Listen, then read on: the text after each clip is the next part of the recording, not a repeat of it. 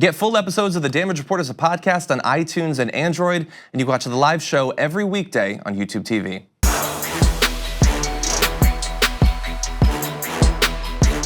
We know that Jamal Khashoggi died in the very beginning of October, and we are fairly certain of how exactly it happened. We know who conducted it, we know who ordered it. The White House might not be willing to accept that, but we know the deal. But what specifically was going on in the moments leading up to his death? We've gotten some hints of what is in that transcript that the Turkish government apparently has gotten access to. And now we have, from a source familiar with it, being backed up by a Democratic senator who was briefed on the matter by Gina Haspel, an idea of specifically what was said. This is obviously very dark stuff, but we're gonna read you some excerpts from that transcript. In the first section, he is told, "You are coming back." This is by an individual identified as Maher Abdulaziz Mutreb, former Saudi diplomat and intelligence official for the Crown Prince of Saudi Arabia. Khashoggi replies, "You can't do that. People are waiting outside." I understand that while he's saying that, of course, his sort of wife-to-be is waiting outside of the embassy. After that, it is identified that several people are heard striking Khashoggi. So in response to him saying that you can't make me leave, he is set upon almost instantaneously.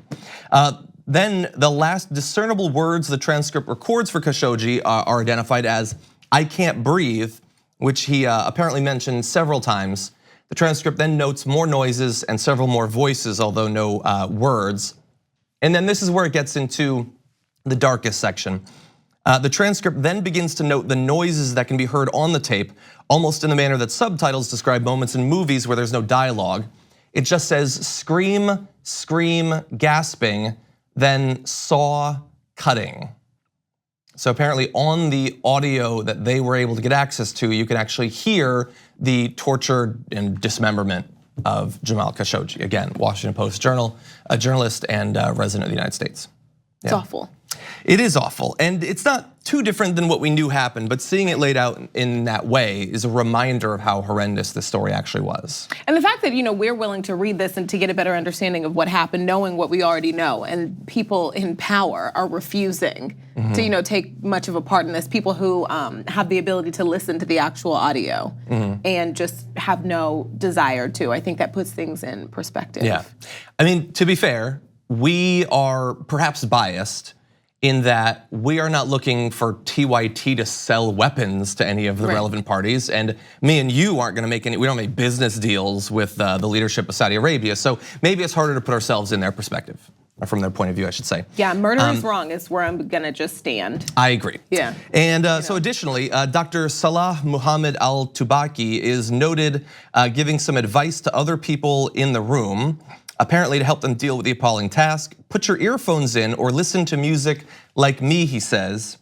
So that is something that we did know early on, but a reminder, he is the head of forensic medicine at Saudi Arabia's Interior Ministry. So again, chief diplomat, intelligence officer to bin Salman and the head of forensic medicine.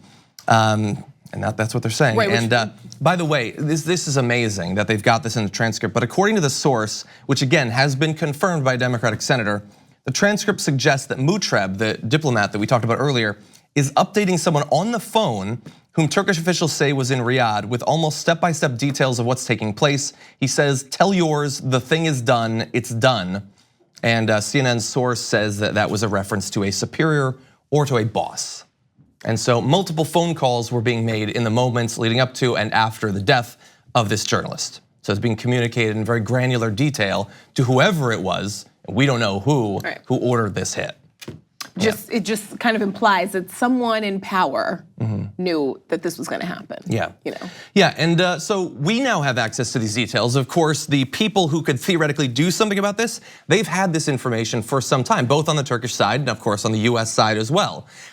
They saw all of that and more that you just witnessed, and in response to that have done absolutely nothing. Right. So just bear that in mind for the future of the relationship between US and Saudi Arabia. There is apparently nothing you can do, nothing you can order that will cause us to break off our military and economic ties to you.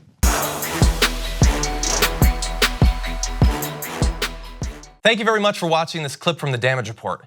If you liked it, don't forget to subscribe to this channel and ring the bell on YouTube to get notifications of our new videos. And of course, you can catch the full Damage Report live every weekday at 1 p.m. Eastern, 10 a.m. Pacific on TYT Network on YouTube TV.